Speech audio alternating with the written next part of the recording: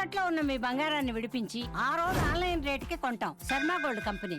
నమస్తే, welcome to Suman TV. నేను పద్మిని. ప్రస్తుతంతో పాటు ప్రముఖ ఆధ్యాత్మికవేత్త, జ్యోతిష రత్న, వాస్తు జ్యోతిష పండితులు డాక్టర్ సూరంపూడి భానుకోటేశ్వరి గారు మనతో పాటు ఉన్నారు. మాట్లాడదాం. మేడం నమస్తే. మేడం జై శ్రీరామ్, శ్రీమాత్రే నమః, శ్రీ గురుభ్యో నమః.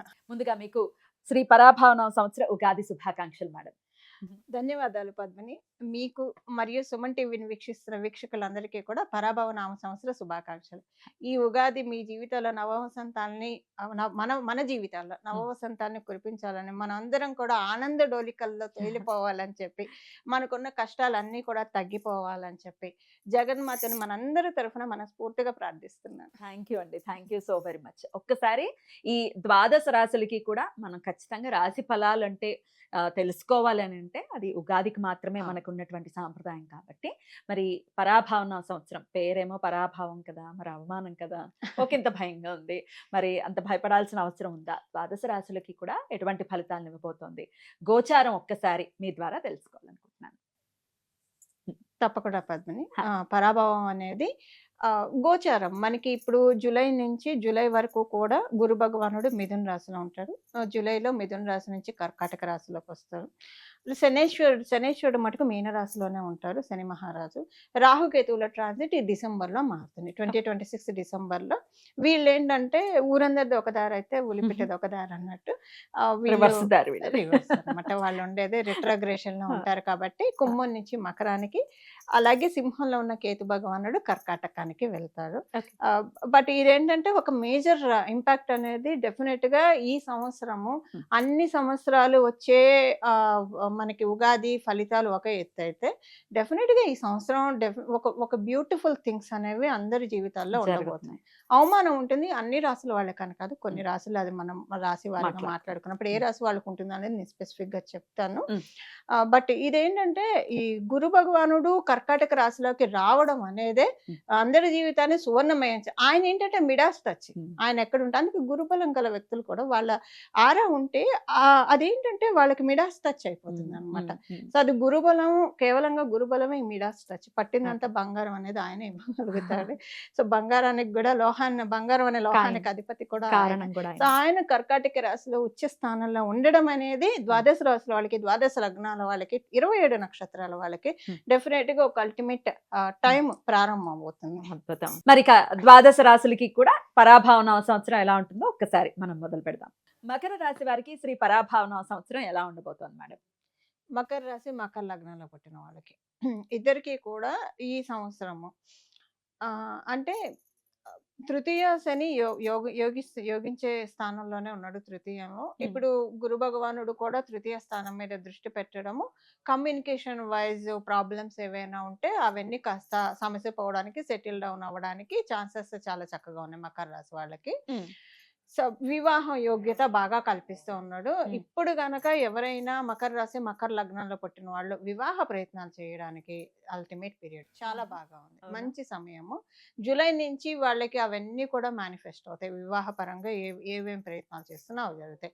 అలాగే వైవాహిక జీవితంలో కూడా మనస్పర్ధలు ఏవైనా ఉంటే అవి కూడా సెటిల్ డౌన్ అవుతాయి. సెటిల్ డౌన్ అయ్యి ఇద్దరు మధ్య పరస్పర అండర్స్టాండింగ్ అనుకోండి, లేదా ఒక ఎఫెక్షన్ అనేది జనరేట్ అవుతుంది భార్యాభర్తలు ఇద్దరి మధ్య. మకర రాశి వాళ్ళకి ఏంటంటే డిసెంబర్ నుంచి ఇప్పుడు గురు భగవానుడు సప్తమ స్థానంలోకి వాళ్ళకి రావడము ఒక రకంగా చూస్తే బిజినెస్ చేసే వాళ్ళకి బాగా కలిసి వస్తుంది.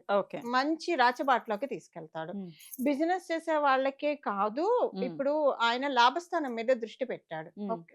దృష్టి పెట్టడం వల్ల బిజినెస్ చేసే వాళ్ళకి, ఉద్యోగస్తులకి ఇద్దరికి బాగా ఉంది. అయితే ఇందులో సప్తమ స్థానం అనేది పాలిటిక్స్ ను కూడా సూచిస్తుంది మనకి. ఇప్పుడు వీళ్ళకి గురుడు పూర్తిగా అనుకూలం కాదు. మనం మామూలుగా చూసుకుంటే 3 తృతీయ ద్వాదశ స్థానాల అధిపతి అయ్యాడు కాబట్టి పూర్తిగా శుభుడు అయితే కాదు వీళ్ళకి. ఆయన సప్తమంలో ఉండడం వల్ల పాలిటిక్స్ బాగా ఉంటాయి, బాగా విపరీతంగా. అది ఉద్యోగస్తులకి, వ్యాపారస్తులకి, ఇక రాజకీయాల్లో ఉండే వాళ్ళకైతే చెప్పలేదు. సో పాలిటిక్స్ అనేది బీభత్సంగా ప్లే అవుతాయి. అది ఒక్కొక్కసారి వ్యక్తుల వల్ల అవ్వాలని ఉండదు. Okay, through out of situations వల్ల కూడా అనుకోకుండా కొన్నిసార్లు కోఇన్సిడెంట్స్ గా కూడా అవుతూ ఉంటాయి. ఇప్పుడు ఒక ఎగ్జాంపుల్ చెప్పాలంటే ఇంట్లో ఉంటారు. ఇప్పుడు వీళ్ళు ఉన్నారు. నాదే ఒక ఎగ్జాంపుల్ చెప్తాను. ఎవరిదో ఎందుకు. చిన్నప్పుడు ఇదివరకు సంక్రాంతి అప్పుడు, జనవరి అప్పుడు బయట ముగ్గులు బాగా వేసేవాళ్ళం కదా! మా కజిన్ ఉషా అని ఒక అమ్మాయి వచ్చింది. సో, తను ముగ్గేస్తుంది. నన్ను పక్కకు తోసి అది బాగేస్తుంది నాకంటే వేస్తూ ఉంది. నేను అక్కడ కూర్చున్నా. అది కొంచెం బాగా డేరింగ్ అండ్ డాషింగ్. చాలా డేరింగ్ అండ్ ముందు అసలంటే మనసులో ఏం పెట్టేసుకోదు. చెప్పేస్తుంది తను. అయితే ఒకళ్ళు టీనేజర్స్ కార్‌లో పాస్ అవుతున్నారు. పాస్ అవుతే ఏదో కామెంట్ చేశారు. కామెంట్ చేస్తే ఇది అసలు ఊరుకోదు. మూతి పళ్ళు రాలగొడతాను రా అన్నది. వాళ్ళు ముందుకెళ్ళిన వాళ్ళు కారు నుంచి వెనక్కొచ్చారు. చూసి వెనక్కొచ్చారు. హ్మ్. నేను అనలేదు కదా! అక్కడ కూర్చొని చావచ్చు కదా! లోపలికి పరిగెత్తాను. లోపలికి పరిగెత్తితే వాళ్ళొచ్చి నన్నే పిలిచారు. ఆ! అప్పటికి నేను 9థ్ క్లాస్. చిన్న పిల్ల మీరు. సో, ఆళ్ళేంటంటే ఇక నన్ను చూసి ninth class school going kid అని చెప్పి అలా ఎప్పుడు మాట్లాడకూడదని చెప్పి వెళ్ళిపోయారనుకోండి. అక్కడ నా తప్పు లేదు. కానీ మీరు శిక్షణ అనుభవించాల్సి వచ్చింది. అది. ఇప్పుడు అట్లా వస్తుంది. అది. అయ్యయ్యో! సిట్యుయేషన్స్ ఎలా వస్తాయనేది అలా అర్థం కావడానికి ఎగ్జాంపుల్ చెప్పారు. అది. ఇప్పటికీ మా చెల్లెలు ఈ విషయం చెప్పి నవ్వుకుంటూ నవ్వుకుంటూ ఉంటా. ఈ విషయం గుర్తొచ్చినప్పుడల్లా నువ్వెందుకు వెళ్ళిపోయావు లోపలికి? అది బాగానే నుంచింది మళ్ళీ.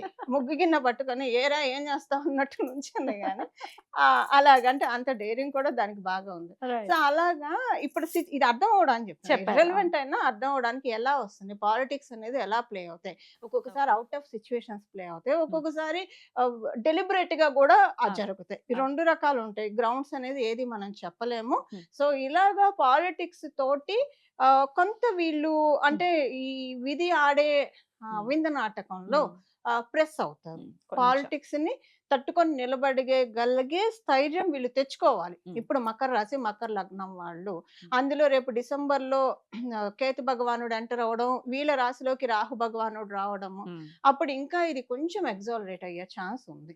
కాకపోతే తృతీయంలో ఉన్న శనేశ్వరుడు వీళ్ళని అట్మోస్ట్ కాపాడతాడు. వీళ్ళ రాష్ట్రాధిపతి ఆయన అవ్వడం వల్ల ఈ సంవత్సరాంతం కూడా ఆయన అక్కడే ఉండడం వల్ల వచ్చిన ఇబ్బంది ఏం లేదు. అందులో ఆయన గురు భగవానుడు కూడా తృతీయం మీద దృష్టి పెట్టడం వల్ల కొంచెం నోరు మంచిదైతే ఊరు మంచిది అవుతుంది అంటాం కదా. సో వీళ్ళ సైడ్ కొంచెం అంటే వీళ్ళకి ఇప్పుడు మనకంటూ ఎవరైనా ఉన్నారంటే అదొక కొండంత అండగా ఉంటుంది కదా. ఎలాంటి సమస్యనైనా డీల్ చేసే ఇదే ఉంటుంది. అలా వీళ్ళకి ఊరట కలిగించే విధంగా మనుషులు కూడా గురు భగవాన్ అరేంజ్ చేస్తారు. సో రెండు ఉంటాయి. అది ఉంది ఇది ఇది ఉంది. తట్టుకొని నిలబడాలి. తట్టుకొని నిలబడటం అయితే కీవర్డ్ పద్మిని. ఈ సంవత్సరం తప్పదు. ఎప్పుడైనా కొంచెం వస్తూ ఉంటాయి కదా. ఈ సంవత్సరం మకర రాశి వాళ్ళకి ఇలా ఇబ్బందులు ఉంటాయి. ఈ పాలిటిక్స్ అంటే ఇక్కడ మనం ఒకటి లాజికల్ గా అప్లై చేయాలంటే ఇప్పుడు పండున్న చెట్టుకే రాళ్ళు పడతాయి కదా. అంటే వీళ్ళు ప్రోగ్రెసివ్ మోడ్ లోకి వెళ్తున్నారు కాబట్టే పాలిటిక్స్ జరుగుతున్న ఒక విషయాన్ని వీరు కనుక నిద్ర లేచి తెలుసుకుంటే అప్పుడు వాళ్ళకి ఇబ్బంది ఉండదు. ఆరోగ్యం ఎలా ఉంటుంది? ఆరోగ్యపరంగా చాలా బాగా ఇబ్బంది. ఆరోగ్యపరంగా అసలు డిసెంబర్ నుంచి మంచి ఆరోగ్యం వస్తుంది. మంచి ఆరోగ్యం ఉంటుంది. కాకపోతే మెంటల్ హెల్త్ డిస్టర్బ్ అవుతుంది. అది కొంచెం చూసుకోవాలి కదా. పిల్లలకి ఎలా ఉంటుంది చదువుకునే? సంతాన పరంగా ఎలాంటి ఇబ్బంది లేదు. చాలా బాగుంది. ఒకళ్ళు మకర రాశి మకర లగ్నంలో పుడితే వాళ్ళ తల్లిదండ్రులు చూస్తుండే. ఇప్పుడు నేను చెప్పిన ఈ పాలిటిక్స్ ఇవేవి పిల్లలకు అప్లికేబిలిటీ లేదు. కావా అండి? జీరో. వాళ్ళకి ఉండదు. వయోవృద్ధులకి అప్లికేబిలిటీ. వయోవృద్ధులు అంటే వృద్ధులకు కూడా. ఇప్పుడు 60 దాటితే కొంచెం సీనియర్ సిటిజన్స్ ఒక మరి 80 అలా దాటితే అసలే ఇంకా వాళ్ళకి ఏముంటాయి లేండి అప్లికేబుల్ అవ్వడానికి కూడా. సో బట్ కొంచెం సీనియర్ సిటిజన్స్ కూడా ఇది అప్లికేబిలిటీ ఉండదు. చిన్న పిల్లలకి విద్యార్థులకు కూడా ఇది అప్లికేబిలిటీ ఉండదు. ఎక్కువగా దీనికి ఎవరు గృహిణులకు కూడా ఉండదు. ఎవరైతే ఒక ప్రొఫెషన్ తీసుకుంటారో వాళ్ళకి ఎక్కువగా అప్లికేబిలిటీ ఉంటుంది. రైట్. సో తట్టుకొని నిలబడిన వాడు ఖచ్చితంగా గెలుస్తాడు అనేది మనకు తెలిసినటువంటి విషయమే. మరి ఆ తట్టుకొని నిలబడే విషయంలో లేకపోతే ఆ సందర్భంలో ఒకంత మనోనిబ్బరం అవసరం. దేవతారాధన అనివార్యంగా చేసుకోవాలి. మరి వీళ్ళు ఈ సంవత్సరం అంతా ఏ ఆరాధన చేసుకోవాలండి? పరిహారం పద్మిని. ఈసారి ద్వాదశ రాశుల వాళ్ళకి ద్వాదశ లగ్నాల వాళ్ళకి ఎప్పుడైతే శనేశ్వరుడు కుంభరాశిలో వచ్చారో అందరికి కామన్ రెమెడీ ఉంటుంది. ఇప్పుడు గురు భగవానుడు కర్కాటక రాశిలో రావడము, అవును. సో అందరికి కామన్ రెమెడీ ఉంటుంది. అందరూ గురుబలాన్ని పెంచుకోవాలి. Okay. మీ దాంట్లో గురుబలం ఉంటే ఉండొచ్చు గాక ఉమ్. మళ్ళీ పెంచుకోవడము. So Hmm. అంటే మనకి ఏమన్నా వస్తాయంటే మనం ఏం కాదని చెప్పం కదా. అవును. ఇవాళ వండుకున్నాం అంటే బియ్యం బస్తా తెచ్చిస్తా అంటే ఈ పూట వండుకున్నాం అని ఎవరని చెప్పం కదా, అవును. పెట్టుకుంటాం కదా. రేపటికి ఉంచుకుంటాం కదా. అలా ఆ. ఇది బాగా పనిచేస్తుంది. Okay. గురుమూర్తుల్ని ఆరాధించాలి. Okay. గురు రాఘవేంద్ర స్వామిని ఆరాధిస్తారా, మేధ దక్షిణామూర్తి స్వామిని ఆరాధిస్తారా, దత్తాత్రేయుని ఆరాధిస్తారా, సాయిబాబాని ఆరాధిస్తారా, ఎవరైనా సరే గురువులు మీరు ఎవరినైతే, లేదా కృష్ణం వందే జగద్గురు అంట, కృష్ణ పరమాత్మని మించిన గురువులు. సో ఇలాగ ఆరాధిస్తూ అమ్మవారు గురుమూర్తి రూపంలో ఉంటుంది. గురుమూర్తి, గురుమాత, గోమాత, గుహజన్మము అని మనకి లలిత సహస్రనామంలో ఉంటుంది. వస్తుంది కదా. సో గురుమూర్తి రూపంలో అమ్మవారు రాజశ్యామల అమ్మవారి రూపంలో, సరస్వతి అమ్మవారి రూపంలో మనకి ఉంటారు. వాళ్ళనైనా ఆరాధించవచ్చు. ఉమ్. ఎక్కువగా ప్రతిరోజు స్నానం చేసిన వెంటనే ఇమ్మీడియట్ గా ప్రతి రాశి వాళ్ళు, ప్రతి లగ్నం వాళ్ళు, 27 నక్షత్రాల వాళ్ళు ఉమ్. దేవుడికి ఎలానో పూజ చేసుకుంటాం. ఒక్క 5 నిమిషాలు మీ డేలో దక్షిణామూర్తి స్వామివారి వంక చూడడం అనేది ఒక ప్రాక్టీస్ గా పెట్టుకోవాలి. అలవాటు చేసుకోవాలి. మీ ఇప్పుడు జన్మ జాతకంలో గురుబలం లేని వాళ్ళకి ఇప్పుడు ఆ గోచారంలో అవకాశం ఇస్తుంది వాళ్ళు స్ట్రెంగ్ చేసుకోవడానికి. జూపిటర్ బలం అందరికీ కావాలి. జూపిటర్ బలం ఉంటే ఆయన కాపాడేది మామూలుగా ఉండదు, ఒక సపోర్ట్ అనేది దొరుకుతుంది. ఇంకా ఆయనకి ఎవరు అడ్డు కూడా చెప్పలేరు. ఎంత అడ్డు చెప్పినా ఈయన కాపాడేస్తాడు అంతే. ఎందుకంటే దేవదానాలకి యుద్ధం అయినప్పుడు ఎండ్ ఆఫ్ ద డే దానవులు ఓడిపోతారు, దేవతలు గెలుస్తారు. సో ఈ మన లైఫ్ లో ఉన్న ఈ దేవదానవ సంగ్రామం నుంచి మనము, ఒక దానవులు అంటే కష్టాలు అనుకుందాం కాసేపు, కష్టాల నుంచి బయటపడి విజయాన్ని కైవసం చేసుకోవాలంటే దేవతా బలం కావాలి, గురు బలం కావాలి. సో దక్షిణామూర్తి స్వామివారి ఆరాధన ఎవరిదైనా ఆరాధన చేసుకోవాలి. వాస్తు పండితులు కూడా కాబట్టి మీరు ఒక ఇంట్లో ఖచ్చితంగా ఈ దిక్కున స్వామి పటం ఉండాలి అనేది ఏదైనా దిక్కుందా? అక్కడ మేము పెట్టుకుని ఖచ్చితంగా చూసే విధానాన్ని ఒక్కసారి చెప్తారా? చాలా మంచి ప్రశ్న తీసుకున్నారు. ఇప్పుడు ఈ ప్రశ్న చాలా ఆప్ట్, అందుకే మీరు అంటే కరెక్ట్ గా రైట్ టైంలో రైట్ ప్రశ్న అడుగుతారు. ఈ వాస్తు శాస్త్రం ప్రకారం మనం చూసుకున్నాం, మనకి వేదాల్లో అంటే పురాణాల్లో ఉన్న శాస్త్ర విషయం కూడా, ఇంట్లో ఉత్తరం గోడకి దక్షిణామూర్తి స్వామివారి బొమ్మ ఉంటే మంచిది. అంటే ఉత్తరానికి ఉంటాడు, ఆయన దక్షిణానికి చూస్తూ ఉంటాడు. దక్షిణానికి చూస్తే ఇప్పుడు మనం ప్రాక్టికల్ గా మాట్లాడుకుంటే, మనం జనరల్ గా లౌకికంగా ప్రాక్టికల్ అనుకుంటాం. ఆత్మపరంగా ప్రాక్టికల్ గా మాట్లాడుకుంటే మనకి మళ్ళీ లైఫ్ చక్రంలో మనం పడకూడదు కదా. మనం బోల్డన్ని లోకాలు ఉన్నాయి, తపోలోకంలోకి వెళ్ళాలో లేదా ఏదో ఒక లోకంలో వెళ్ళాలి. అలా వెళ్ళాలంటే దక్షిణం వైపు వచ్చే దానికి మనం అడ్డుగోడ వేయాలి. అది మనతో కాదు, దక్షిణామూర్తి స్వామి వారే. ఎప్పుడైతే మనం ఉత్తరం వైపు చూడడం అనేది మనం ఊర్ధ్వముఖంగా వెళ్ళడం, దక్షిణం వైపు చూడడం అనేది అధోముఖంగా వెళ్ళడం. సో ఈ అధోముఖం నుంచి మనల్ని తప్పించి ఊర్ధ్వముఖంలో మనల్ని అప్లిఫ్ట్ చేసేది కేవలంగా ఒక గురు భగవానుడే కదా. దీనికి కేతు బలం కూడా తోడు కావాలి. అందుకే దక్షిణామూర్తి స్వామివారిని నేను ప్రత్యేకించి, అసలు మామూలుగా ఎవరికైనా ఇంట్లో ఉత్తరం గోడకుంటే మంచిది. నేను ఎందుకు చెప్తున్నానంటే, ఆయన కాళ్ళ కింద అపస్మరుడు అనే రాక్షసుడు ఉంటాడు.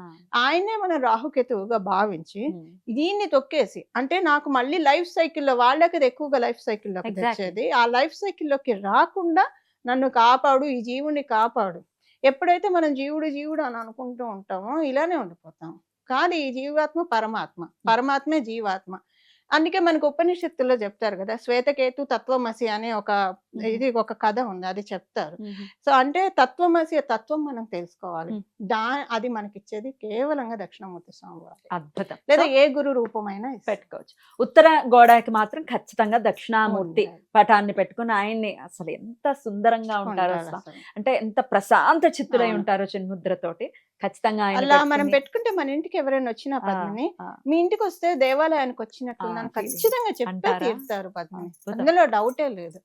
హాయిగా ఉంది, మీ ఇంటికి వస్తే ఒక దేవాలయం లాగా ఉంది, ప్రశాంతంగా ఉంది, అంటే మన చోటి ఉండాలి అని అనుకుంటారు. ఇది ఏంటంటే స్వామివారి గొప్పతనం. ఇప్పుడు మనం ఆయన వంక చూసినా చూడకపోయినా ఆయన రేస్ మనకి పడుతూ ఉంటాయి, చూసారు. అది మనకి అసలు అలా చూసుకుంటే, ఆత్మతత్వంగా చూసుకుంటే, మన మనసులో మొత్తం ఇక్కడంతా కూడా నా చుట్టూ దక్షిణామూర్తి స్వామివారు ఉన్నారని మనం భావించుకుంటే మన ఒక బ్యూటిఫుల్ ఆరాలు ఉన్నట్లు. ఖచ్చితంగా చాలా అద్భుతంగా మాకు తెలియజేశారు.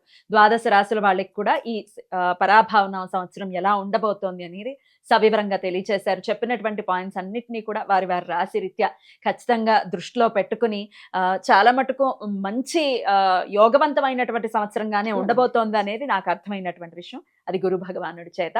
సో అందరం కూడా సంతోషంగా ఉండాలి ఈ సంవత్సరం అంతా అని మనస్ఫూర్తిగా కోరుకుంటూ చాలా చక్కటి వివరణను అందించారండి. కృతజ్ఞతలు. నమస్కారం అండి. మంగళం. నమో భగవతే వాసుదేవాయ.